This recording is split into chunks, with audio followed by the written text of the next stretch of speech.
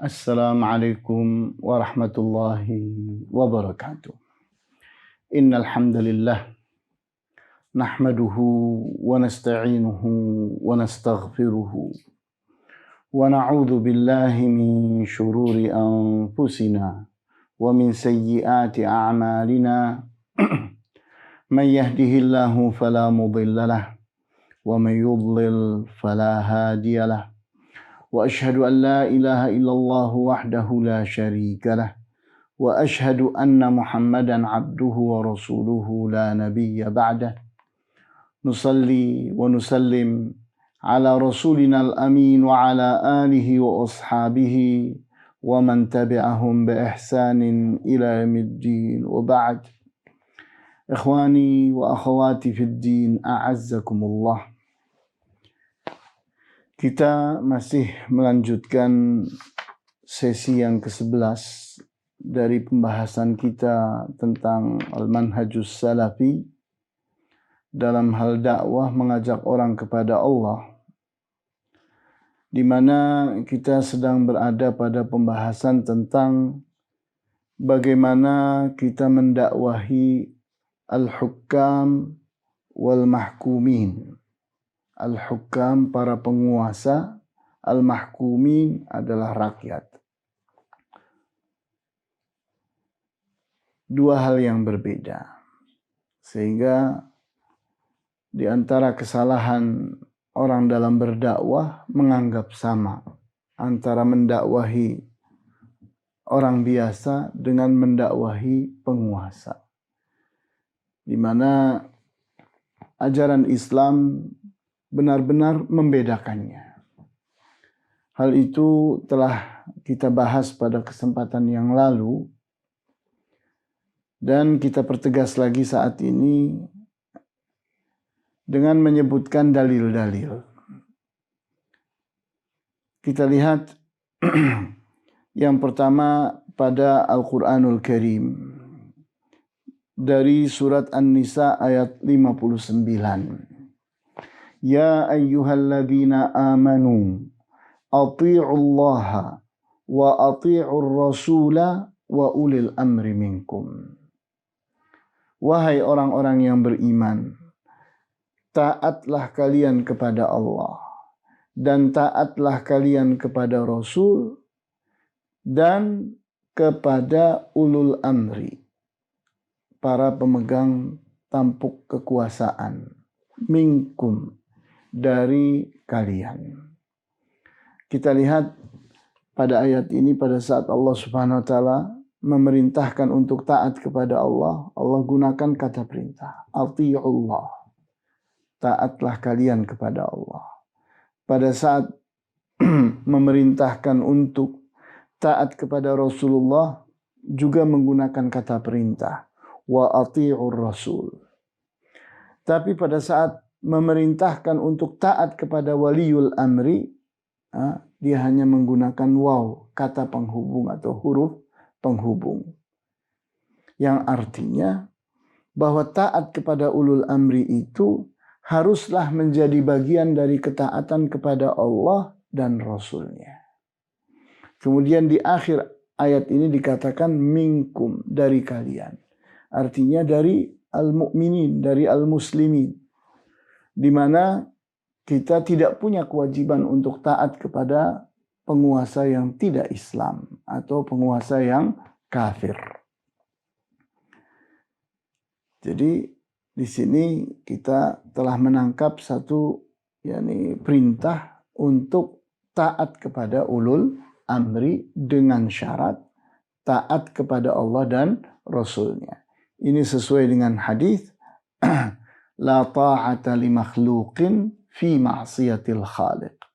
Tidak ada ketaatan kepada makhluk yang akibatnya adalah maksiat terhadap al-khaliq, kepada sang pencipta yaitu Allah Subhanahu wa taala. Sehingga syarat taat kepada manusia itu di mana perkara yang ditaati itu bukan maksiat kepada Allah, tapi juga bagian dari ketaatan kepada Allah dan Rasulnya.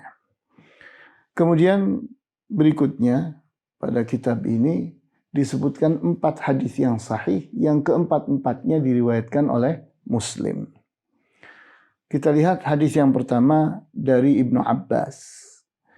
Man ra'a min amirihi syai'an yakrahuhu falyasbir. Barang siapa yang mendapatkan atau melihat pada penguasanya atau pemimpinnya, pemerintahnya, syai'an sesuatu, yakrahuhu yang dia benci, yang dia tidak suka, falyasbir. Hendaknya dia bersabar. Fa inna man faraqal jama'ata shibran, maka barang siapa yang memisahkan diri dari jamaah, karena muslimin itu harus terus ada jamaahnya, ada pimpinannya. Sehingga selagi pemimpinnya seorang muslim, maka mereka itu satu jamaah. Famata famaitatuhu jahiliyah. Di saat orang itu memisahkan diri dari ketaatannya kepada penguasa yang dia itu muslim, dan dia mati pada saat itu, maka matinya mati cara jahiliyah. Artinya mati seperti matinya seorang musyrik. Orang yang bersikap asabiyah, fanatik kepada pendapatnya, fanatik kepada kelompoknya, golongannya, bukan kepada Allah dan Rasulnya. Kemudian hadis yang kedua adalah hadis Abdullah ibnu Mas'ud, di mana Rasulullah SAW bersabda, innaha satakunu atharatun wa umurun tungkirunaha. Sesungguhnya akan terjadi nanti atharah. Atharah itu adalah sikap penguasa yang mementingkan dirinya, membolimi rakyatnya. Dia punya kepentingan keduniaan, yang akibatnya dia menyepelekan, melecehkan, membolimi rakyatnya. Ini atharah. Kalau dengan bahasa yang lebih vulgar adalah sikap egois, di mana seseorang mementingkan dirinya sendiri.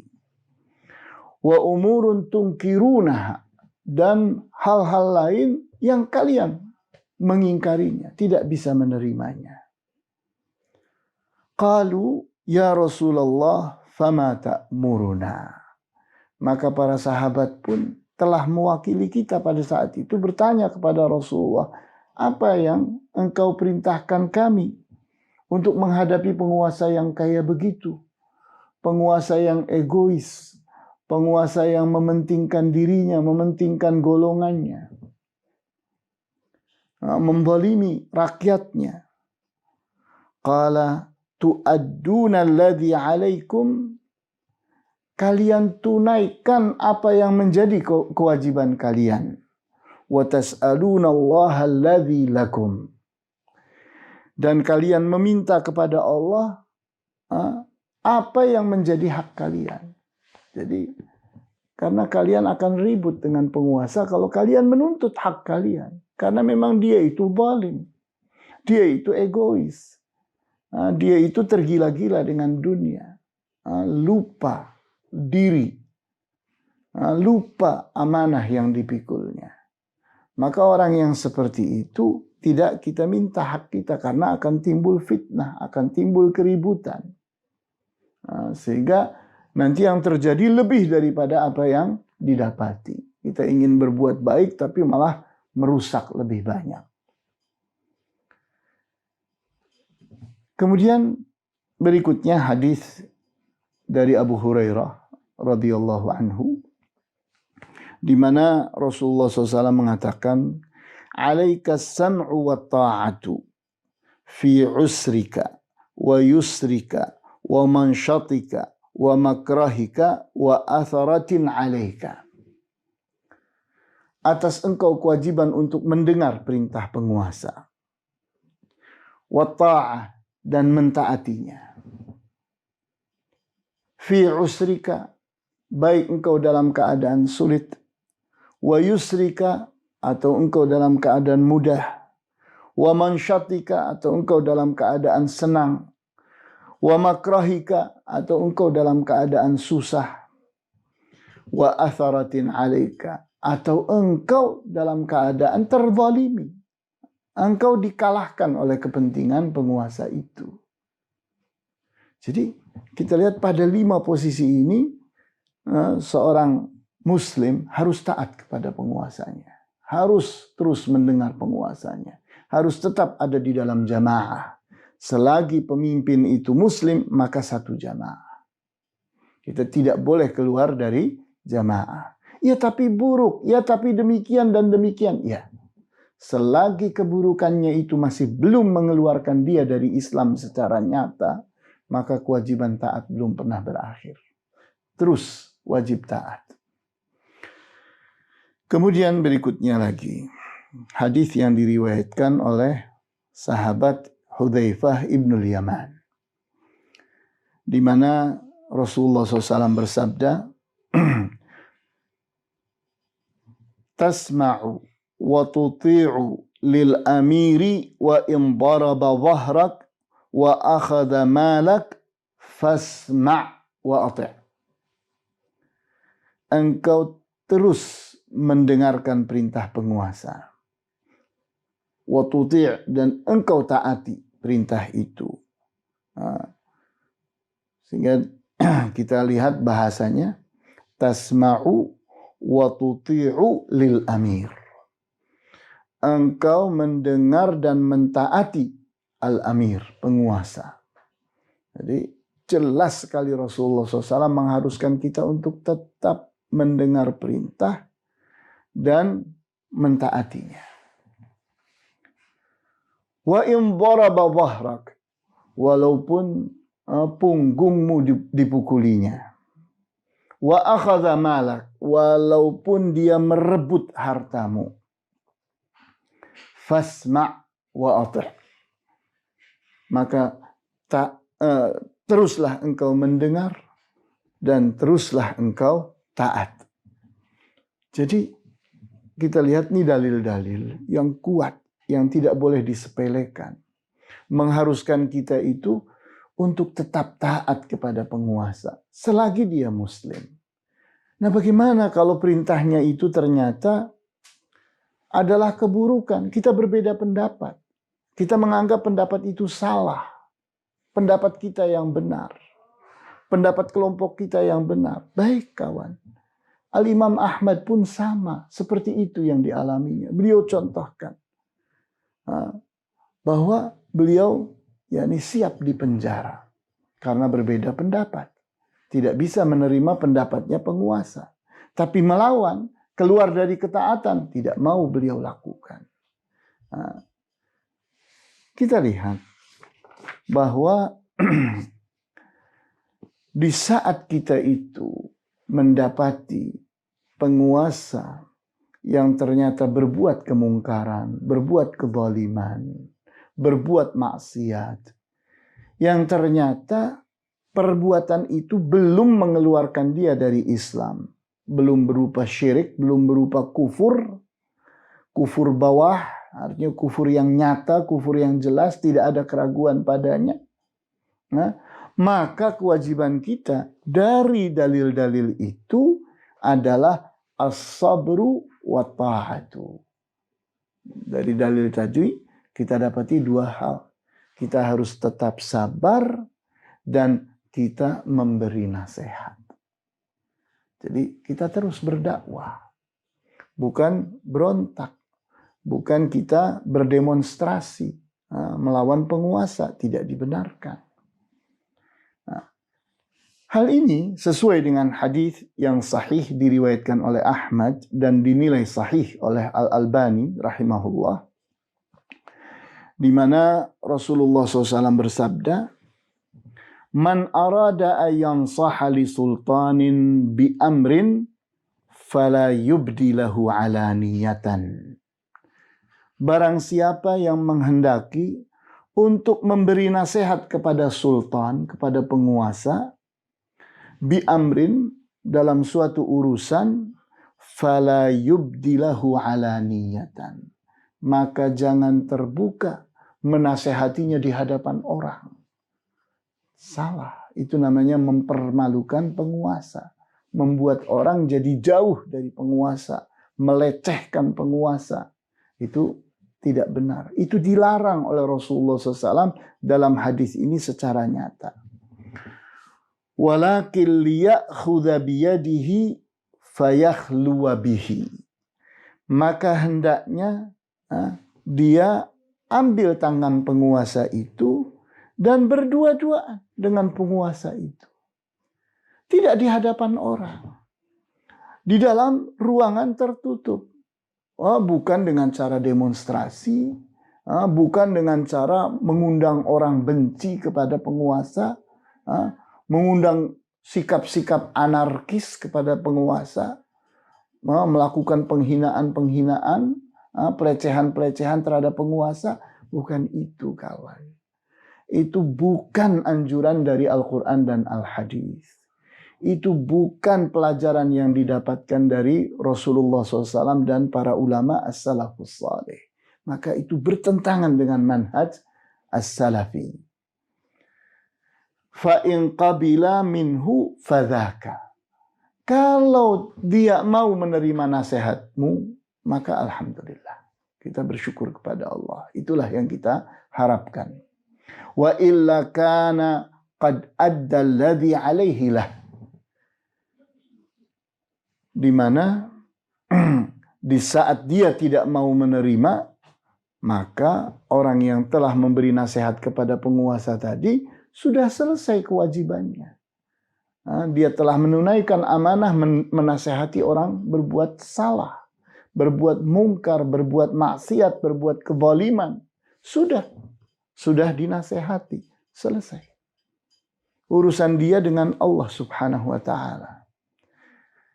Sehingga kita lihat pada hadis ini, kita dapatkan pelajaran bahwa ini loh, cara yang benar dalam menasehati penguasa. Sehingga tetap dengan menggunakan ar-rifqu wal-lin, lemah lembut. Jangan kasar, jangan anarkis, jangan mempermalukan penguasa, melecehkan penguasa, membodoh-bodohkan penguasa, jangan. Wa inzalu waliyyi amril muslimin manzilatahu la'iqah bihi 'inda nasihati wal bayanilah. Maka dudukanlah penguasa itu pada kedudukannya. Memang Allah telah muliakan dia. Dia telah memegang tampuk kekuasaan yang siapapun tahu. Orang yang berkuasa itu dihormati, dimuliakan. Maka berikan hak itu. Jangan kita menghina penguasa, itu tidak benar. Di saat kita memberi nasihat, kita memberikan keterangan-keterangan tentang salahnya apa yang dilakukannya, maka kita benar-benar tetap dalam keadaan menghormatinya, memuliakannya sebagai penguasa. Sehingga Al-Imam Syaukani dalam kitab As-Sailul Jarrar jilid 4 halaman 556 beliau katakan, yambaghi liman dhahara lahu ghalatul imami fi ba'dil masaili ayyunasihahu. Maka adalah keharusan bagi orang yang mendapati pada imam, pada penguasa, suatu masalah, hendaknya dia menasehatinya. Jadi menasehati penguasa yang salah itu adalah kewajiban. Kita sepakati itu. Kita tidak boleh diam di hadapan maksiat, kemungkaran, dan kezaliman yang dilakukan oleh penguasa. Tapi ingat catatannya.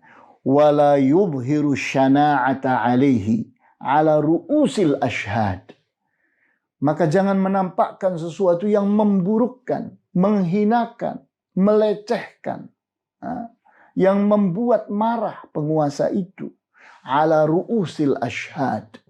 di hadapan khalayak, di hadapan orang-orang yang melihatnya, menyaksikannya. Tidak boleh. Kita tidak boleh mempermalukan, yakni melecehkan penguasa di hadapan rakyat. Itu tidak boleh. Sehingga ini alasan kenapa dalam manhaj ini tidak boleh kita berdemonstrasi. Karena berdemonstrasi itu adalah menasehati penguasa di hadapan orang banyak. Ini bertentangan dengan hadis ini. Sehingga kalau kita memang ingin menjalankan perintah Allah dan Rasul-Nya, menasehati termasuk penguasa, maka kita nasihati dengan manhaj yang benar. Dengan cara yang benar, yaitu kita mendatanginya, menasehatinya, tidak di hadapan orang. Tetap kita muliakan, kita hormati. Kemudian, di saat kita itu tetap mendengar dan taat kepada penguasa, kita tetap mendudukannya pada posisi yang mulia, terhormat karena dia penguasa, dan kita menasehatinya dengan tertutup, tidak terbuka di hadapan orang. Kita menasehatinya dengan lemah lembut, dengan adab, dengan akhlak, dengan sopan santun. Maka harapannya adalah penguasa itu akan mau menerima nasihat. Karena kita tahu hawa nafsu itu seringkali kalau seseorang itu kita perlakukan buruk, maka dia akan lebih buruk lagi karena dia merasa dirinya mulia, merasa dirinya berkuasa. Dia punya kekuasaan, punya kemampuan untuk memberi pelajaran, memberi hukuman terhadap orang yang berbuat sesuatu yang merugikannya. Nah, harapannya di saat kita benar manhaj kita, maka penguasa itu mau menerima. Dan kita terus membuat orang itu tetap menghormati penguasa. Kita tidak membuat orang lari, menghinakan penguasa, jadi tidak mau taat lagi pada penguasa. Kita tidak punya alasan. Karena si penguasa itu masih muslim. Si penguasa itu belum berbuat syirik, berbuat kekafiran yang nyata, yang tidak ada padanya keraguan. Sehingga jangan sampai keluar dari mulut kita dan perbuatan kita yang membuat orang itu sudah tidak mau taat lagi pada penguasa. Karena itu sama dengan melakukan fitnah atau menimbulkan fitnah. Itu harus dihindari. Kita lihat contoh. Seorang sahabat yang bernama Abdullah ibnu Umar radhiyallahu anhuma. Suatu saat beliau mendatangi seorang penguasa yang bernama Abdullah ibnu Muti'. Abdullah ibnu Muti' adalah orang yang menjadi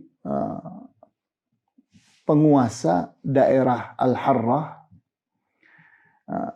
Dia ditunjuk oleh Abdullah ibnu Zubair. Abdullah ibnu Zubair waktu itu keluar dari ketaatan kepada Yazid ibnu Muawiyah. Jadi pada saat itu Muawiyah berbuat suatu kesalahan karena menganggap itu adalah suatu keharusan. Karena beliau takut kepada fitnah kalau yang nanti menjadi pemimpin itu bukan anaknya. Maka dia menunjuk Yazid ibnu Muawiyah menjadi khalifah berikutnya. Nah, maka orang-orang Mekah berbaiat kepada Abdullah ibnu Zubair menjadi khalifah. Nah, waktu itu salah satu penguasa atau amir yang ditunjuknya untuk daerah Al-Harrah adalah Abdullah ibnu Muti'. Maka didatangi oleh Abdullah ibnu Umar, Abdullah ibnu Muti', dan kita lihat nasihat beliau itu tertulis dalam kitab ini. Kita bisa membacanya dalam kitab dalam kitab ini tentunya, di mana Abdullah ibnu Umar pada saat datang membacakan hadis, sehingga pada saat itu kedatangan Abdullah ibnu Muti' disambut oleh kedatangan Abdullah ibnu Umar disambut oleh Abdullah ibnu Muti' dan dia berkata kepada orang-orang yang ada di sana, berikan bantal kepada saudara kita. Jadi kita lihat ini sikap menghormati, memberi orang tempat duduk yang empuk. Kemudian apa kata Abdullah bin Umar? Sesungguhnya aku tidaklah datang untuk duduk, tapi aku ini datang untuk meriwayatkan hadis, membacakan hadis, menyebutkan hadis kepada engkau yang aku dengar sendiri dari Rasulullah sallallahu alaihi wasallam, di mana beliau bersabda, "Man khala'a yadan min ta'atin laqiyallaha yaumal qiyamati la hujjata lahu." Barang siapa yang melepaskan tangannya dari ketaatan, maka dia akan menjumpai Allah di hari kiamat nanti dalam keadaan tidak punya hujjah, tidak punya alasan yang benar. Wa man mata wa laysa fi 'unuqihi bai'atun mata maitatan jahiliyah. Dan barang siapa yang mati padahal di lehernya tidak ada bai'ah, tidak ada ketaatan kepada penguasa, matinya itu dengan cara kematian jahiliyah. Jadi matinya itu seperti matinya orang yang sedang fanatik terhadap golongannya, terhadap kepentingan-kepentingan keduniaan dan sebagainya. Jadi kita lihat berbahaya sekali sikap keluar dari ketaatan kepada penguasa. Sehingga kita lihat bahwa kewajiban kita di hadapan penguasa, ini contohnya bahwa bukan suatu yang baru melihat penguasa yang zalim, penguasa yang berbuat maksiat, penguasa yang berbuat kemungkaran. Itu bukan sesuatu yang baru. Sehingga ada contohnya, ini sahabat Abdullah bin Umar menasehati seorang penguasa, Abdullah bin Muti', yang posisinya pada saat itu keluar dari ketaatan kepada Yazid ibnu Muawiyah. Karena Yazid ibnu Muawiyah telah dibaiat orang, telah ditunjuk oleh khalifah sebelumnya, yaitu ayahnya Muawiyah. Tidak boleh keluar dari ketaatan, melakukan perlawanan. Kemudian kita perhatikan apa yang dikatakan oleh Ibnul Qayyim Al-Jauziyah dalam kitab I'lamul Muwaqqi'in jilid 3 halaman 4. Beliau katakan, "Wa man ta'ammala ma jara 'alal islami minal fitanil kibari was-sighari ra'aha min idha'ati hadzal asli." Dan barang siapa yang memperhatikan apa yang terjadi di zaman Islam dari fitnah-fitnah yang besar-besar ataupun yang kecil-kecil, dia akan dapati penyebabnya karena sikap menelantarkan prinsip ini. Jadi kalau kita lihat kenapa umat Islam pecah belah seperti itu, ya jawabnya karena ada orang-orang yang keluar dari ketaatan kepada penguasa. Sementara penguasa itu masih muslim. Belum berbuat sesuatu yang mengeluarkan dia dari Islam. Sehingga kata Ibnul Qayyim, lihatlah dalam sejarah Islam itu, kenapa terjadi perpecahan-perpecahan, fitnah-fitnah. Jawabnya itu sebabnya. Karena adanya sikap tidak taat, keluar dari ketaatan kepada penguasa, padahal penguasa itu masih muslim. Di mana kita mendapati bahwa para ulama as-salafus salih menganggap bahwa kewajiban taat rakyat kepada penguasanya itu ibarat telur yang harus dijaga. Jangan sampai kita bersikap salah, mengambil kayu, mengambil tongkat, memecahkan telur itu. Biarkan telur itu terpelihara, terjaga. Nah, jangan karena kita ingin berbuat baik, menasehati orang salah, penguasa yang salah, tapi timbulnya adalah perpecahan. Timbulnya justru fitnah. Oleh karena itu, kita lihat bahwa di saat ada kelompok yang keluar dari prinsip ini, kemudian dia menjalani cara-cara yang mengeluarkan dia dari prinsip ini, maka kita lihat orang ini adalah orang yang sedang merusak, padahal niatnya baik. Padahal ingin menegakkan Islam, ingin menegakkan kebenaran, ingin menegakkan syariat Islam. Benar. Niat kamu itu baik, tujuan kamu itu baik, tapi caramu pun harus baik. Islam itu tidak datang kepada engkau. Islam itu datang kepada Rasulullah SAW. Islam itu datang berupa Al-Quran, berupa Al-Hadis.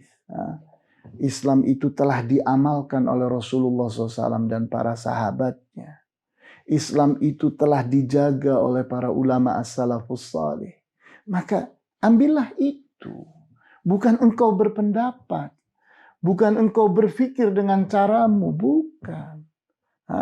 Jadi kita lihat awal dari kesesatan itu seseorang menggunakan hawa nafsunya. Tidak menggunakan kebenaran itu. Niat yang benar tidak mengharuskan terjadinya perbuatan yang benar.